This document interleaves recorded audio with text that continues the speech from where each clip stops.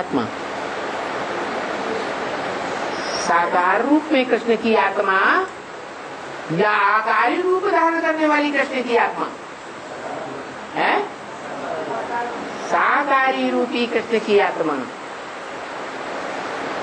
जिसमें वो आकारी कृष्ण भी प्रवेश, वो आत्मा ब्रह्मा कुमारी संप्रदाय के सामने बोलती है क्या दिल्ली में राजधानी स्थापन हो रही है? क्या साहब को दिल्ली जाना पड़ेगा? बेचारी ब्रह्मा कुमारियों को समझ में नहीं आता, तो बाबा के मुंह पे हाथ रखती, नहीं बाबा आप दिल्ली में नहीं बैठे हैं, आप तो माउंट आबू में बैठे। अरे हम तो दुनिया को बुलाते हैं, चलो माउंट आबू, हम तुम्हें स्वर्ग की स्थापना दिखाएं। क्या कौन कौन सा भवन है? कौन सा भवन? शांति धाम में दिखा रहे हैं, सुखधाम दिखा रहे हैं। तो बेचारी बच्चा बुद्धि आत्माएं प्रभावित हो जाती हैं, ढेर की ढेर जाती हैं, खुश होती है अल्पकाल के लिए। बच्चा बुद्धि खुश होंगे, लेकिन जो सालिम बुद्धि है वो मेहरबानियों अटारियों को सुखधाम नहीं मानेंगे। जैसे आज की दुनिया क्या है, बाहर की दुनिया में कौन सा सुखधाम बन रहा है? अरे भाई बड़ी बड़ी मल्टी स्टोरी बिल्डिंग्स बन रही है, बड़े बड़े कारखाने बन रहे हैं, बड़े बड़े जहाज उड़ रहे हैं, जहाजों में सफर कर रहे हैं। क्या समझते हैं हम कहाँ हैं? हम सुख का। उसकी दृष्टि में वो दुखधाम में है या सुखधाम में है?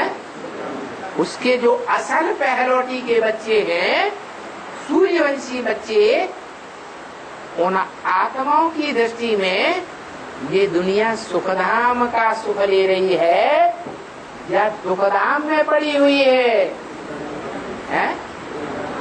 बाप तो कहते हैं आज सुखधाम का अनुभव ले रहे, समझते हम सुखधाम में हैं, कल भीषण अकाल पड़ने वाला है। क्या मेरे बच्चे भूख नहीं मरेंगे? क्या जो बाप का धंधा सो बच्चों का धंधा। बाप का धंधा क्या है? ज्ञान लेना, ज्ञान देना। तो जो बाप का धंधा वो बच्चों का धंधा है, तो मेरे बच्चे भूख नहीं मर सकते। बाकी कितने भी करोड़पति अरबपति हों, उनको रोटी का दाना भी नहीं मिलेगा, भले तरफ तरफ के मरते रहे, क्योंकि ईश्वरीय सेवाधारियों को ठुकराने वाले हैं। मानने वाले हैं या ठुकराने वाले हैं? ठुकराने वाले। तो बताया अब ऐसी दुनिया आने वाली है। क्या बोला?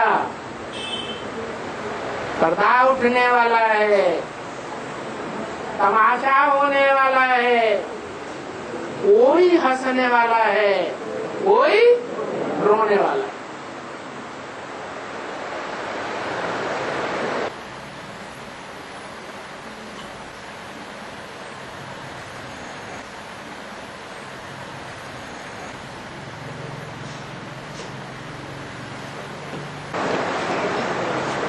जो हंसने वाले हैं उनके लिए मुसलमानों के शास्त्र में भी लिखा हुआ है, कुरान में भी लिखा हुआ है, कयामत होगी दुनिया की तो खुदा के बंदे बड़े मौज में रहेंगे। बाकी के लिए नहीं बताया मौज में रहेंगे या कैसे रहेंगे, समझा जा सकता है। तो अभी वो टाइम आ गया कि सचखंड स्थापन करने वाला सच्चा बादशाह इस संसार में प्रैक्टिकल में कहीं न कहीं मौजूद है, जो उसे पहचानने वाले हैं, सच रूप में पहचान करके अपना प्रैक्टिकल में बाप बनाकर बैठे और वसुधैव कुटुंबकम की योजना बुद्धि में बना रहे। कैसी दुनिया बनने वाली है जिसमें सारी दुनिया एक परिवार बनकर के रहेगी, एक ही छतरी के नीचे रहेंगे, एक ही राजा होगा जो विश्व पिता कहलाएगा। विश्वनाथ शास्त्रों में गाया हुआ है, अमरनाथ गाया हुआ है। निश्चय बुद्धि माना अमर, अनिश्चय बुद्धि माना मृत्यु। अभी कौन सा लोक है? अभी वर्तमान में मृत्यु लोक में बैठे हैं या अमर लोक में बैठे हैं? कहाँ बैठे हैं? है मृत्यु लोक में बैठे। पता नहीं कल क्या परीक्षा आ जाए, क्या फाइनल पेपर आ जाए। आज निश्चय बुद्धि है और कल क्या गाज टूट पड़े। दुनिया वाले, जो अखबार वाले हैं, ये जो टीवी वाले हैं, इंटरनेट वाले हैं, भांति भांति के चैनल दुनिया में चल रहे हैं। ये क्या डंका बजाने लगे और क्या करेंगे है? और सदगुरु की निंदा कराने लगे। उनकी निंदा को सुन सुन करके जो रिश्तेदार हैं, माता पिता हैं, पड़ोसी हैं, गांव वाले हैं, वो हमले करने लगे। तुम झूठे हो तो क्या करेंगे? और इधर ब्रह्म वाक्य भी बोल दिया, अव्यक्तवाणी में भी बोल दिया। क्या मधुबन वालों को मधुबन छोड़ना पड़ेगा। ऐसी दुनिया की विकराल हालात बन जाएंगे। इतना ही नहीं, गीता पाठशाला वालों को गीता पाठशाला छोड़नी पड़ेगी। बंद करो ये रंग का बाजा चला रहे, बंद करो नहीं तुम्हारे घर में आग लगा देंगे।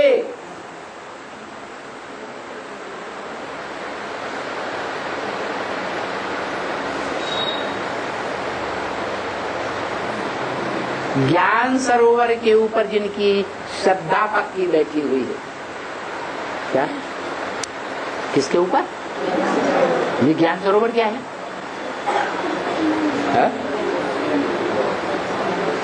अरे कोई ज्ञानमान सरोवर है या नहीं है? कौन है? मनुष्य शक्ति का बाप, जो शास्त्रों में भी कैलाशीवासी दिखाया जाता है। ऊंचे पहाड़ पर दिखाने का मतलब क्या है? याद की, पुरुषार्थ की, सेवा की ऊंची स्टेज में है, जहां उसके बुद्ध रूपी सरोवर में शीशे की तरह पारदर्शी ज्ञान जल भरा हुआ है। जिस ज्ञान जल में इतना शांत जल है कि ऊपर से देखने से कभी कभी ऐसे लगता है कि बॉटम भी दिखाई पड़ते, धूल का नाम निशान नहीं।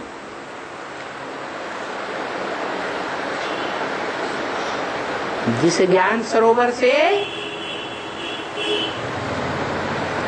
ब्रह्मपुत्री नदी निकलती है,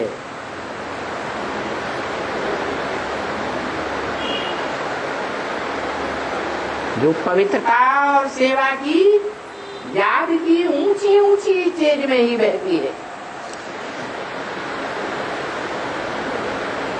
लास्ट में जाके गंगा से मिलती है और फिर गंगा सागर मिला और मिले बार बार, गंगा सागर एक बार।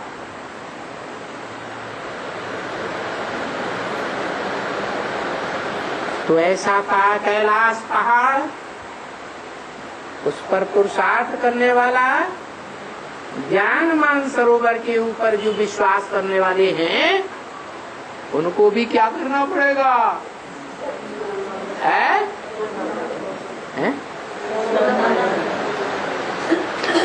ज्ञान सरोवर छोड़ना पड़ेगा। माने ये हत्यारी दुनिया अविश्वास बैठाएगी। जैसे महाकाली जबरियन गला काट देती है कि प्यार से काटती है, जबरियन गला काटती है। किसका? देवताओं का? असुरों का। असुर माने अनराइटियस। तो सभी अभी क्या बने पड़े हैं इस दुनिया में? अनराइटियस है। बाहर की दुनिया वाले भौतिकवादी, पंचभूतों का आलोड़न करने वाले, पंचभूतों की से बनी हुई ये देह है, इस देह के बारे में बड़ी बड़ी ऊंची ऊंची डॉक्टरी की डिग्रियां लेने वाले, एटम बम बनाने वाले, हाइड्रोजन बम बनाने वाले, ये भौतिकवादी, उनका हाल क्या है? अनराइटियस है या राइटियस है? अनराइटियस है। अच्छा, उन्होंने तो ज्ञान नहीं लिया, भगवान का ज्ञान को पहचाना ही नहीं। पहले ज्ञान आता है, फिर ज्ञानदाता बुद्धि में आता है। उन्होंने तो ज्ञान लिया ही नहीं, उनकी बात छोड़ दो। जो हामी भरते हैं कि हमें भगवान मिला है और ढेर की ढेर तादाद में है, सारी दुनिया में फैले हुए, लाखों की तादाद में गीता पाठशालाओं और सेंटरों के रूप में बने हुए हैं। ब्रह्मा कुमारी ईश्वरी विश्वविद्यालय,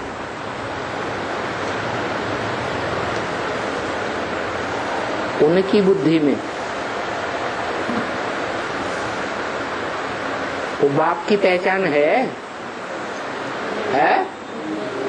वो राइटियस है? नहीं। उनकी भी बात छोड़ दो। उनमें से भी जो निकल करके ऊंची पढ़ाई, एडवांस ज्ञान ले रहे हैं, उनको भी चैलेंज देते हैं कि तुमको भगवान नहीं मिला, हमको भगवान मिला। वो राइटियस हैं या अनराइटियस हैं? क्या है? सब अनराइटियस। तब महाकाली क्या करेगी? महाकाली का धंधा क्या है?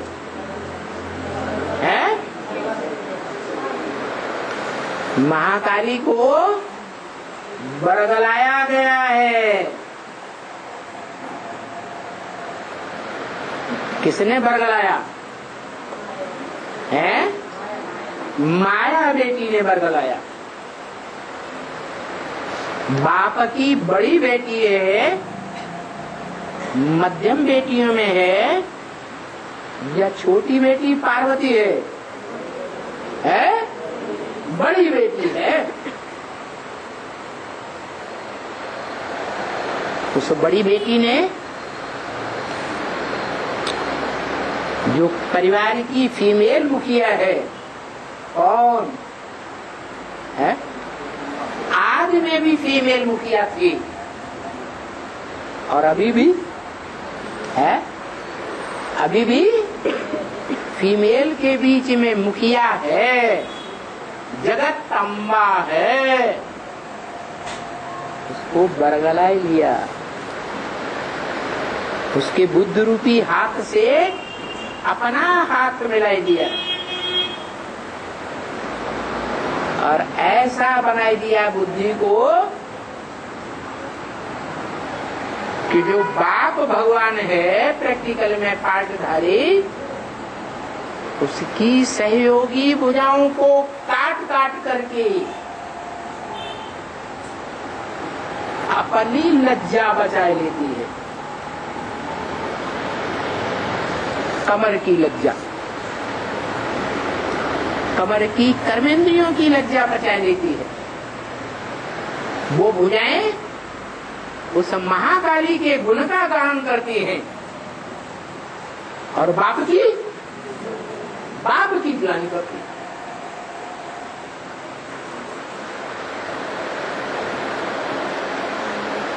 ऐसी महाकाली किसी भी इस दुनिया के अनराइटियस काम करने वाले को छोड़ने वाली नहीं है। हाँ, ये हो सकता है कोई का पहले सर कलम करेगी और कोई का बाद में कलम करेगी।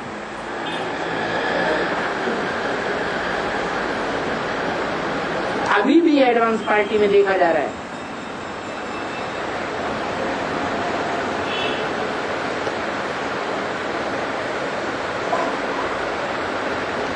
अभी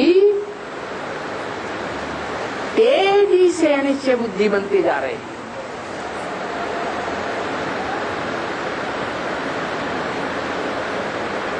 खास करके जो सरेंडर्ड हैंड हैं,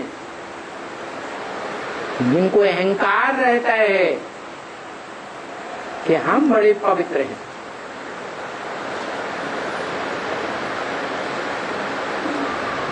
उनको माया बहुत जबरदस्त पकड़ती है। धड़ाधड़ अनिश्चय बुद्धि बनते जा रहे हैं। उनमें सूक्ष्म शरीरधारी आत्माएं प्रवेश करके पार्ट बजा रही है, भयंकर पार्ट बजा रही है, बुद्धि खराब करने का पार्ट बजा रही है।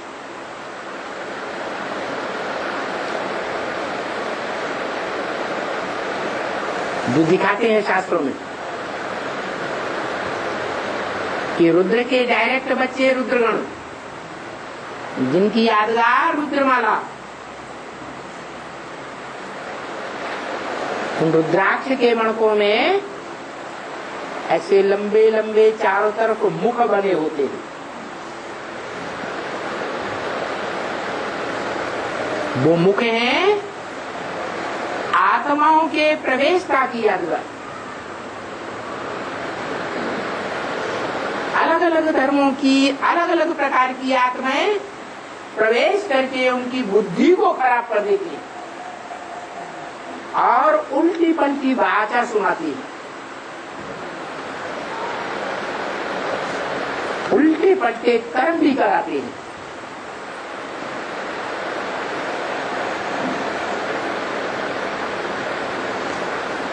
कोई में एक आत्मा सूक्ष्म शरीरधारी, कोई में अनेकों सूक्ष्म शरीरधारी आत्माएं अलग अलग धर्मों की कभी इकट्ठी भी प्रवेश करती है।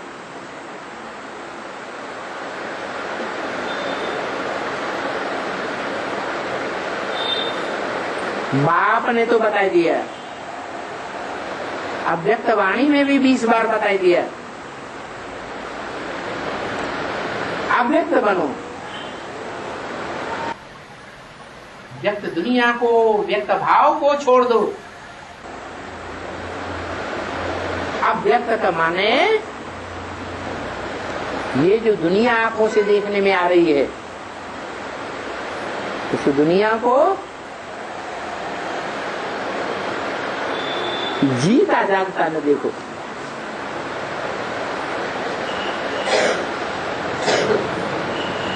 ये दुनिया कैसी है, क्या है? ये दुनिया मरी पड़ी है। दुनिया के अंतिम जन्म के जो संबंधी बड़ा प्यार दिखाते हैं, वो सब धोखेबाज। यज्ञ के आदि में भी जब पहली ब्राह्मणों की दुनिया का विनाश हुआ था और अच्छी अच्छी कन्याएं ओम मंडली से निकली हुई, अच्छी अच्छी माताएं, उस विनाश में बांधेरी बना दी गई।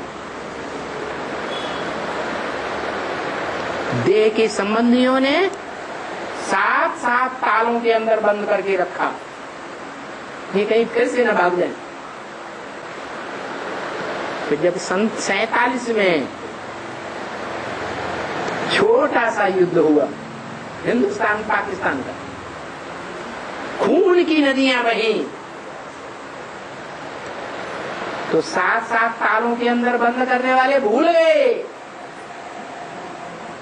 कि मेरी कन्या, मेरी माता ताले के अंदर बनी पड़ी है, उसको निकालने नहीं, भाग खड़े हुए। जो भी टटपुजिया धन संपत्ति थी हाथ आई और ये भागे। प्यार कहाँ चला गया? बड़ा प्यार दिखाते थे, जो आदि में हुआ वो अंत में भी होने वाला है। इसलिए बाप ने बोला इस दुनिया में ये 84 जन्म है, 84वां अंतिम जन्म, ये तमो प्रधान जन्म है। तमो प्रधान संबंधी मिले हैं या सात्विक संबंधी मिले हैं? है? तमो प्रधान संबंधी है। देह अहंकार से सने हुए हैं, इनके चक्कर में नहीं आना। अभी अगर बुद्धि में नहीं भी बैठा है तो जल्दी आगे आने वाली दुनिया में सबको बुद्धि में बैठेगा, एक सच्चा और सब सब।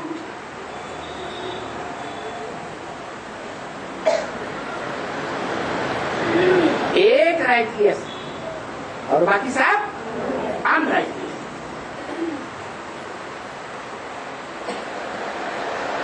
वो माया, वो जगदम्बा, और जगदम्बा का तामसी रूप महाकाली किसी को छोड़ने वाली नहीं है। क्या? सबको अनिश्चय बुद्धि बनाएगी और सबके अंदर जो भी अच्छी या बुरी कामनाएं रही है पुरुषार्थी जीवन में, वो सब कामनाओं की पूर्ति कराएगी। क्या कहा? हाँ? सिर्फ अच्छी कामनाएं या बुरी कामनाओं की भी पूर्ति कराएगी? है? बुरी कामनाओं की भी पूर्ति कराएगी। लक्ष्मी के लिए गायन है, क्या करती है? ज्ञान धन की कामना ही पूरी करती है। कोई उससे दूसरी दुनियावी कामना लेना चाहिए तो उसके पास है ही नहीं।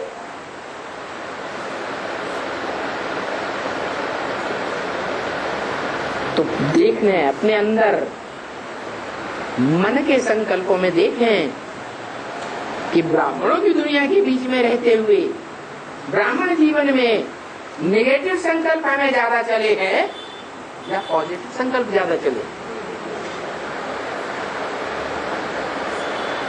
दुनियावी सुख लेने के संकल्प ज्यादा चले हैं या पारलौकिक दुनिया के संकल्प ज्यादा चले हैं?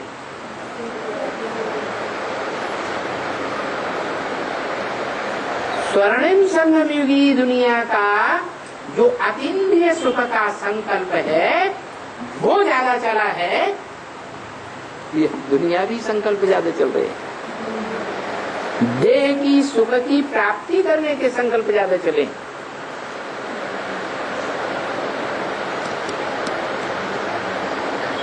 घड़ी घड़ी देखना है रिजल्ट क्या है और क्या हुआ।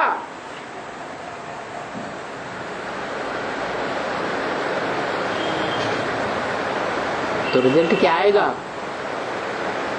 है? माया ज्यादा खींचेगी या मायापति ज्यादा खींचेगा? माया ज्यादा खींचेगी तो महाकाली उसकी गुच्ची में आ गई है। महाकाली क्या करेगी? महाकाली तो अब महाकाली फिर राज करेगी देह अभिमानी सांढनियों के ऊपर।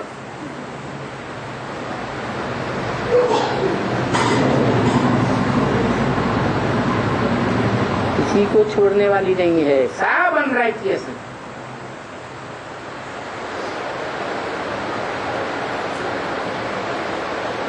हाँ ये है, कोई ज्यादा पावरफुल होंगे तो लास्ट तक बाप के सहयोगी बन के रहेंगे। जैसे आठ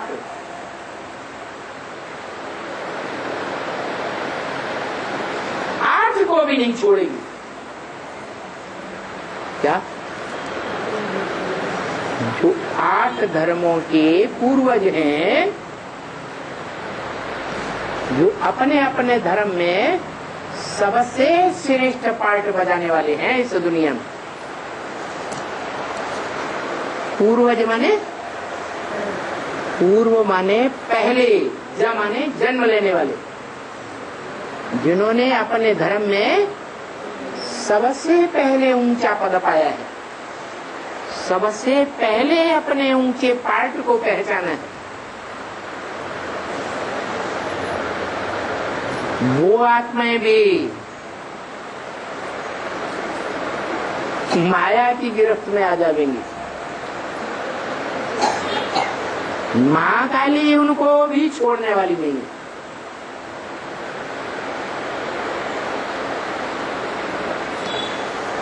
लेकिन बाप क्या कहते हैं? हिम्मते बच्चे मदद दे बाप। जितनी हिम्मत करेंगे, एक कदम आपका हिम्मत करने वाला और बाप का 100 कदम आगे जाना।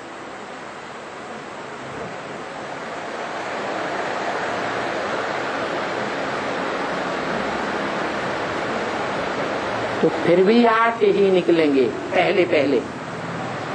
कोई नंबरवार,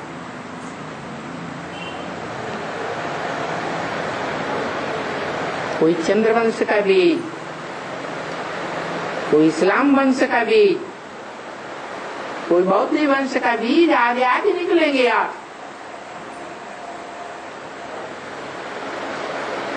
और बाप के पक्के सहयोगी बनेंगे। फिर नंबर लग जाएगा। जो देखे इन आंखों से, इसको बाप को मौका तो नंबरवार मिलेगा कि नहीं पुरुषार्थियों को, है कि फेल हो गए तो हो गए, दोबारा पुरुषार्थ नहीं करते फेल होने वाले हैं, करते हैं ना। तो जो नंबरवार निकलेंगे वो फिर 8 की जो छोटे से छोटी राजधानी, छोटे से छोटा संगठन परिपक्व तैयार होगा, जिस परिपक्व ब्राह्मणों के संगठन के लिए बोला है अव्यक्तवाणी में। एक भी पावरफुल संगठन तैयार होने पर एक संगठन दूसरे ग्रुप को खींचते हुए दूसरा तीसरे ग्रुप को खींचते हुए अंत में 108 की माला का संगठन किला तैयार हुआ। उस किले की ये पहचान बताई कि तुम ब्राह्मणों का किला ऐसा पावरफुल संगठन रूपी किला बनेगा कि कोई भी विकारी संकल्प करने वाला उसमें प्रवेश नहीं कर सके। जो पश्चाताप कर करके करते करते अपने पाप को धो लेंगे,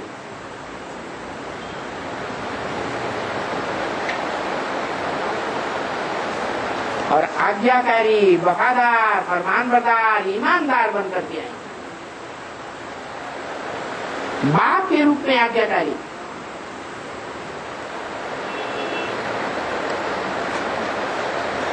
सजनी के रूप में संकल्पों में क्या वफादार। वफादार जानते हैं किसे कहते हैं? वफादार कहते हैं कि जो पति पत्नी का गुप्त संबंध है, गुप्त इंद्रियों के द्वारा या आंख के द्वारा भी। सत्युग में आंखें लड़ाते हैं ना, त्रेता में आंखें लड़ाते हैं ना, ज्ञानेंद्रियों से सुख लेते हैं ना, लेकिन जैसा भी सुख लिया, चाहे द्वापर युग का हो, कर्म इंद्रियों का सुख हो, लेकिन उस सुख का बखान दूसरों के सामने नहीं करेंगे। दूसरों के सामने अपने पति की क्रियाकलाप का जो वर्णन करती है वो वैश्या जाति की होती है।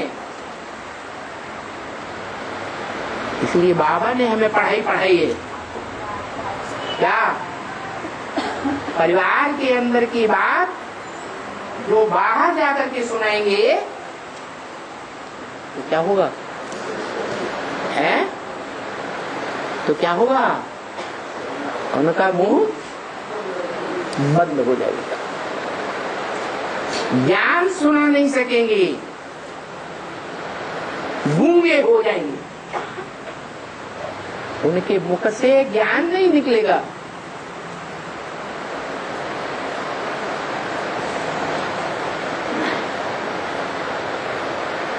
क्या निकलेगा? ज्ञान का गायन निकलेगा या अज्ञान की ग्लानि निकलेगी? है ग्लानि ही ग्लानि सुनाते रहेंगे, ज्ञान बुद्धि में से निकल जाएगा।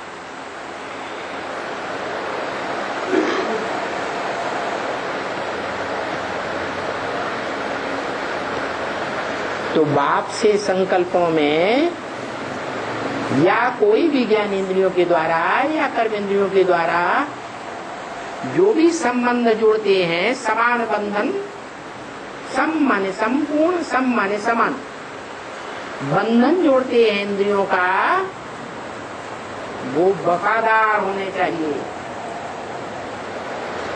संकल्पों में भी वफादार, वाचा में भी वफादार, कर्मेंद्रियों से भी वफादार। उनका नाम दिया है गोप और गोपी। गोप माने गुप्त संबंध जोड़ने वाले। गुप्त संबंध क्या होता है? गुप्त रखने की क्या दरकार? भाई बहन गुप्त होते हैं, जरूरी है। भाई बहन का संबंध गुप्त रखने का जरूरी है। बाप बेटी का संबंध गुप्त रखने की जरूरत है। भाई भाई का संबंध गुप्त रखने की जरूरत है। रखा जाता है दुनिया में। कौन सा संबंध है? जो काम इंद्रिय का संबंध है, या कोई भी इंद्रिय का संबंध, ज्ञान इंद्रिय हो या कर्मेंद्रिय हो, वो विशेष रूप से लगाव लग जाता है। जिसको देखे बगैर आंख रह नहीं सकती। इतना तलखीलापन पैदा हो जाता है, जो कवियों ने गाया हुआ है। मालूम है क्या गाया हुआ है? इतना मोह लग जाता है। गाया हुआ है, कागा सब तन खाइयो, चुन चुन खाइयो मांस, दो नैना मत खाइयो, पिया मिलन किया। वाह!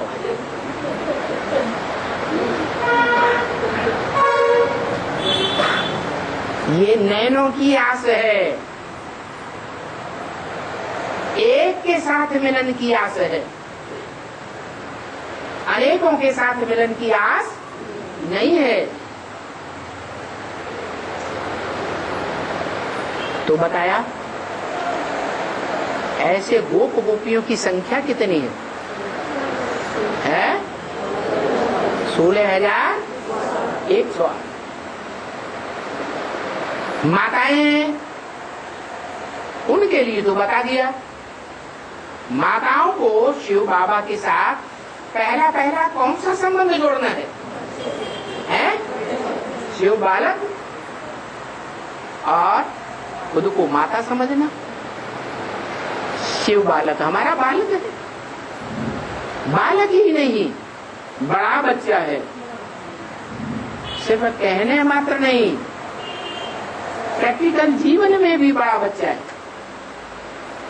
और माताओं में तो ऐसी भावना होती है, खास करके भारत की माताओं में।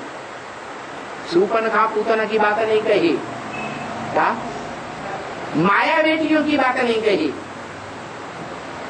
भारतीय माताओं कन्याओं की बात कही कि उनमें तो ऐसी भावना गहरी पक्की होती है, एक बार जिसको बच्चे की दृष्टि से देख लिया, उसके प्रति कभी भी दूसरा कोई संकल्प आएगा ही।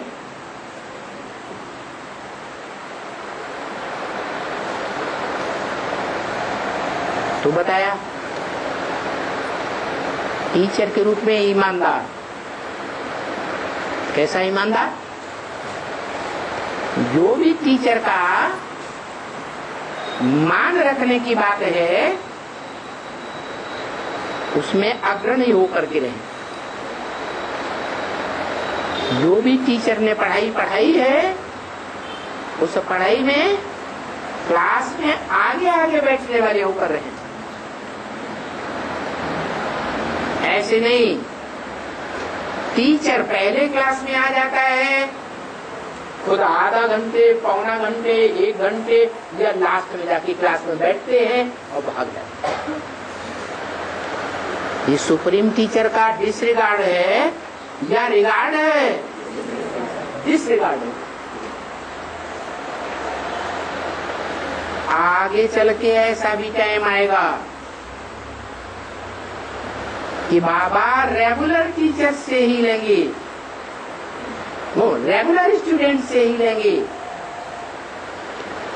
जो रेगुलर नहीं है उनसे सेवाएं लेना बंद कर दो। जो सिर्फ दिखावा करने के लिए आते हैं महीने 2 महीने में एक बार, वो सुप्रीम टीचर के स्टूडेंट नहीं है, वो सिर्फ दिखावा करते हैं।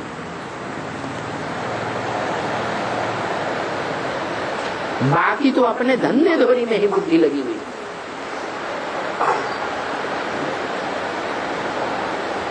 अरे सुप्रीम टीचर आया हुआ है पढ़ाई पढ़ने, 84 जन्मों में इतना ऊंचा टीचर कोई मिलता ही नहीं जो ये राजयोग की पढ़ाई पढ़े। और एक ही टीचर है जो राजयोग की राज भरी पढ़ाइयां पढ़ाता है, और दुनिया में कोई है ही नहीं जो राजयोग की शिक्षा दे सके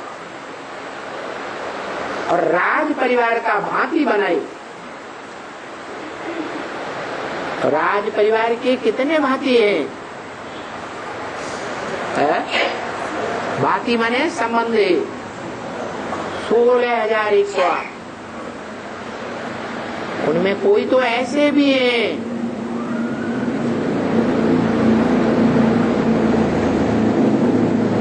जो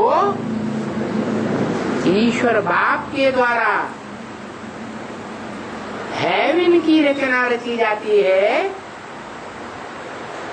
उस हेवन में सिर्फ अंतिम जन्म में जाकर के राजा बनते हैं या राज घराने के भांति बनते हैं। बाकी के पहले जन्मों में दास दासी और चंडाल बनते हैं। कोई ऐसे भी है जो जन्म जन्मांतर राजाएं बनते हैं।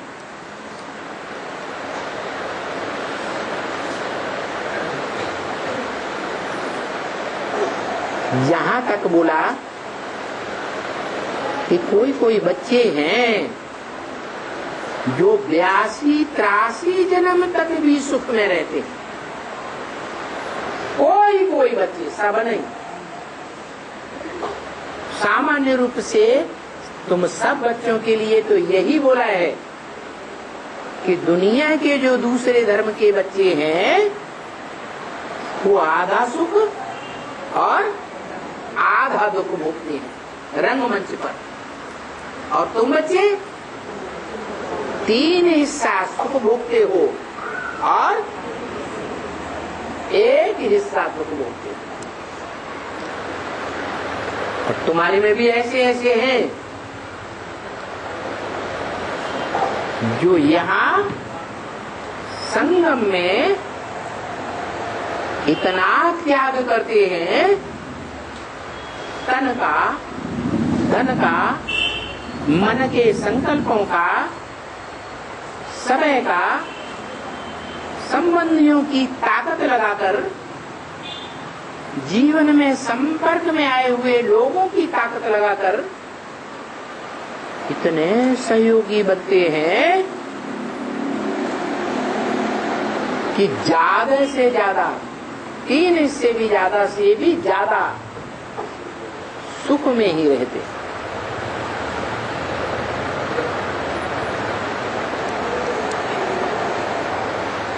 तो बड़े से बड़ा पुरुषार्थ क्या है? क्या पुरुषार्थ करें? हाँ, 4 सब्जेक्ट्स में भले ज्ञान का नंबर पहले है, ज्ञान, योग, धारणा, सेवा, परंतु योग सर्वोपरि है। याद की शक्ति से कोई चाहे तो विश्व की बादशाही ले सकता है। विश्व के बादशाह का अव्वल नंबर राज्याधिकारी बन सकता है।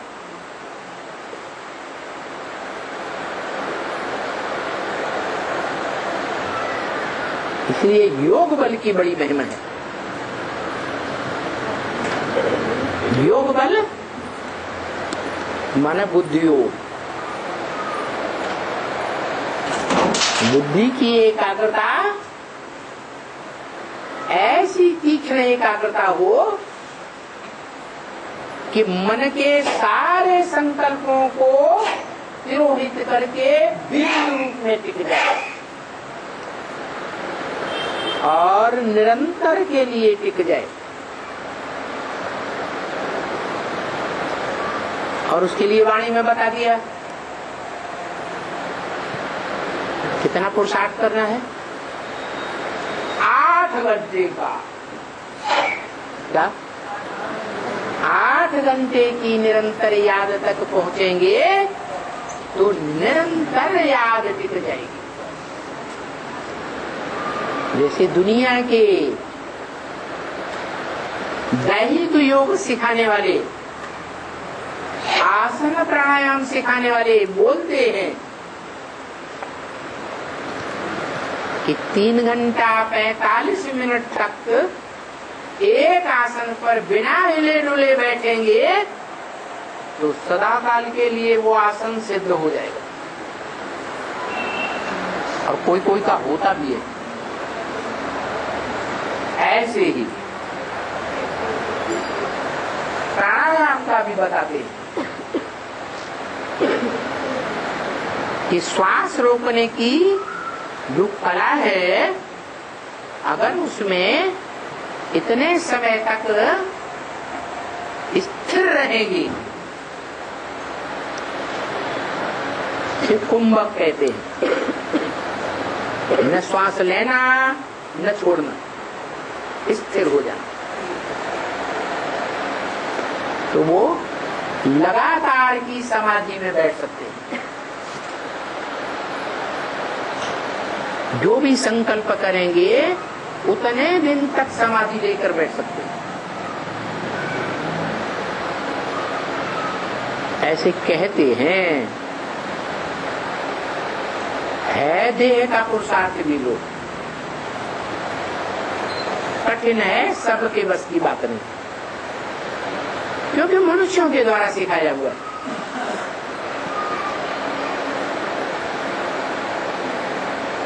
कठिन को सहज बनाने वाला कौन गाया हुआ है?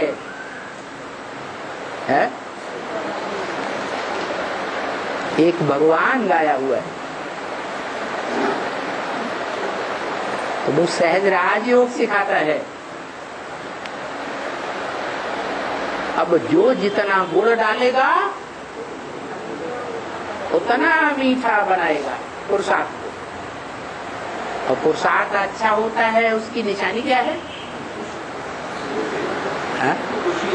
खुशी, का भारी खुशी।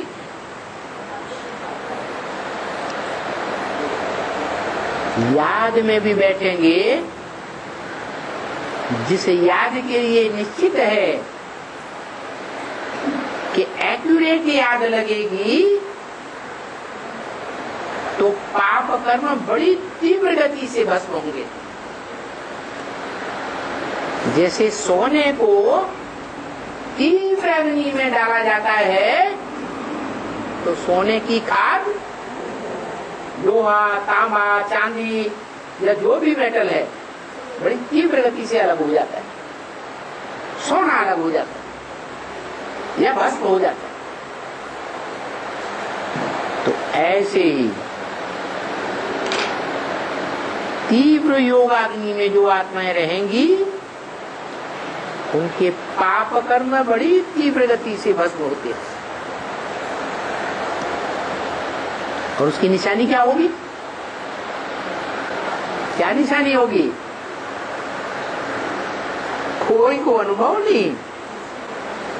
अरे अपने अपने जीवन में भी अनुभव कर सकते हैं। चेहरा खुशनुमा याद में देखने में आएगा, क्या दूसरे भी देखेंगे तो उनको क्या अनुभव होगा? है उनके चेहरे को देखने मात्र से ही उनको खुशी आएगी, वाइब्रेशन को पकड़ेंगे। इसलिए बोला है कि तुम बच्चे जब अव्यक्त स्टेज में टिक जाएंगे तो तुम बच्चों के द्वारा नंबर बार बाप की प्रत्यक्षता हो।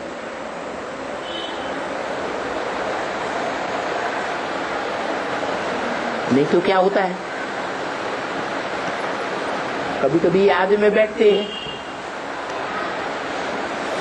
बड़े उमंग उत्साह से भी बैठते हैं, लेकिन पूर्व जन्म का कोई पाप कर्म उदय हो जाता है और बैठने ही नहीं देता, बुद्धि को टिकने ही नहीं देता। या संगठन की याद में भी बैठते हैं तो चेहरा भारी होने लगता है।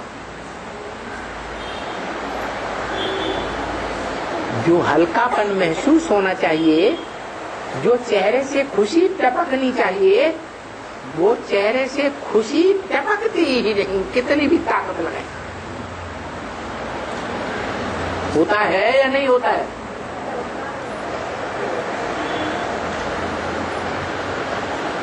तो बताया कि राइटियस और अनराइटियस का सवाल है तो नंबर बार राइटियस और नंबर बार अनराइटियस।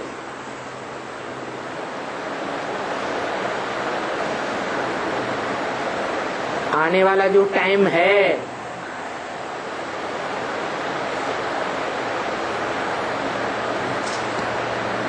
जहां बताया लास्ट व्यक्त संदेश में गुजरात आदि के मुख के द्वारा बता दिया, क्या है? कितना टाइम पड़ा है?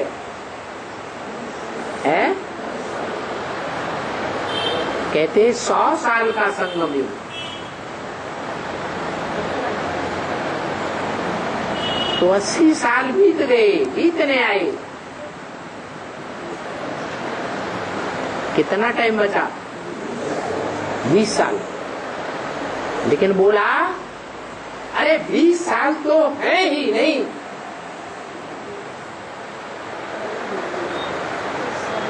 फिर ये नहीं बताया कितने साल।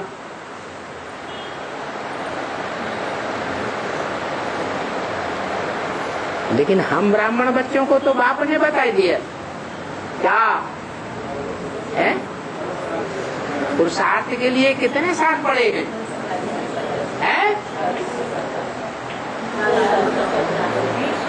40-50 साल, 10 साल पड़े। तो तब तक आराम से धंधे धोरी करो, रसगुल्ला खाओ और मौज बनाओ। मौजों का युग है ना। 10 साल जब पूरे होने को आएंगे तो हम त्यागी बन जाएंगे,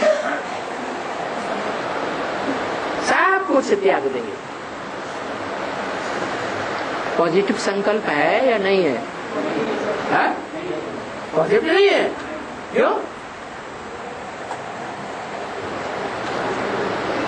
नेगेटिव है?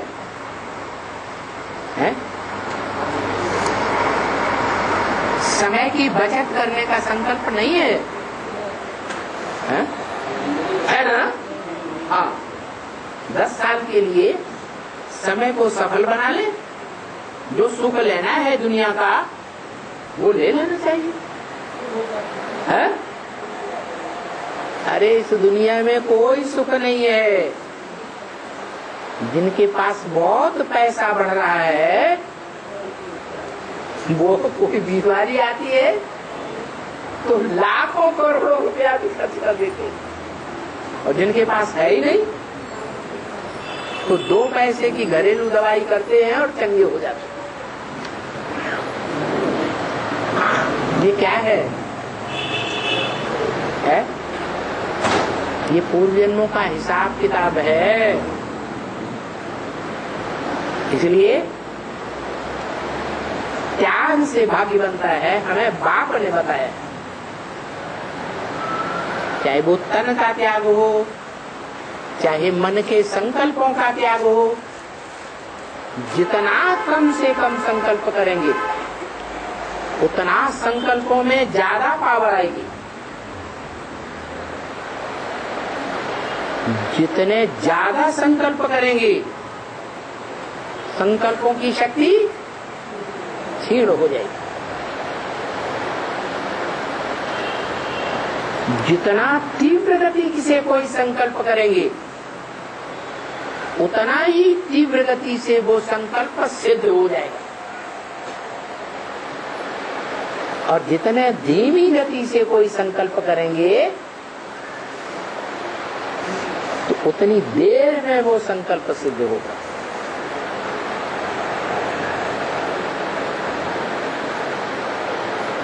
इसलिए बताया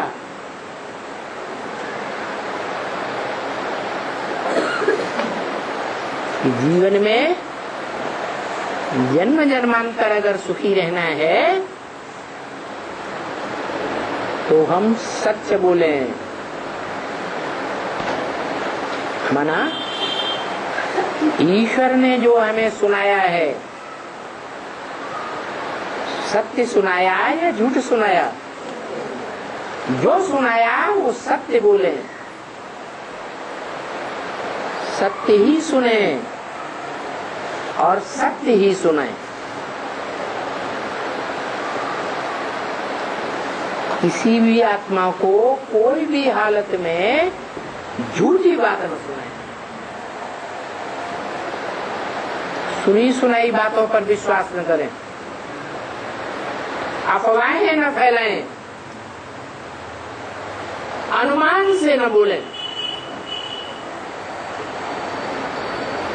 तो बाप ने हमें बता दिया अनुमान से है नुकसान।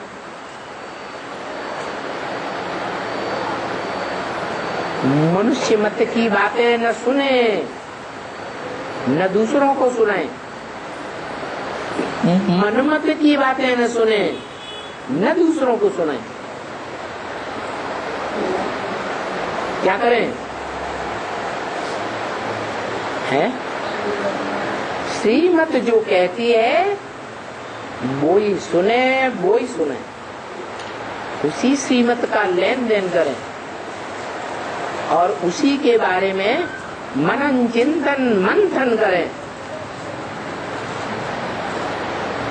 और उसका जो रिजल्ट निकले उसमें अगर कहीं संशय आता है तो बड़े भाई बहनों से वेरीफाई करें। संतुष्टि नहीं होती है तो कोशिश करके बाप से क्लियर करें। जिस बाप को हमने बाप मान लिया, जान लिया, समाज में घोषणा कर दी कि हमें बाप मिल गया, उस बाप से वेरिफिकेशन ले लो।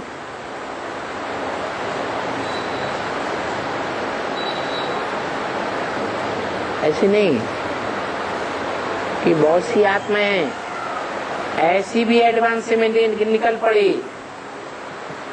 जिन्होंने अपन को घोषित कर दिया कि हमारा पाठ शिवाजी का है। प्रूफ प्रमाण कुछ भी नहीं बताया, बस चारों तरफ जो मिला उसे एडवर्टाइज करना शुरू कर दिया। थोड़े समय के बाद ज्ञान सब भूल गए।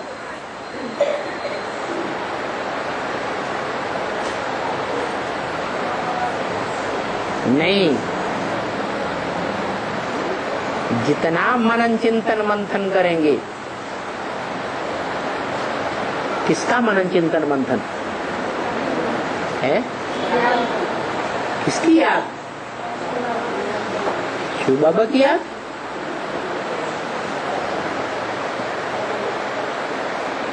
क्यों बाबा की याद से क्या होगा?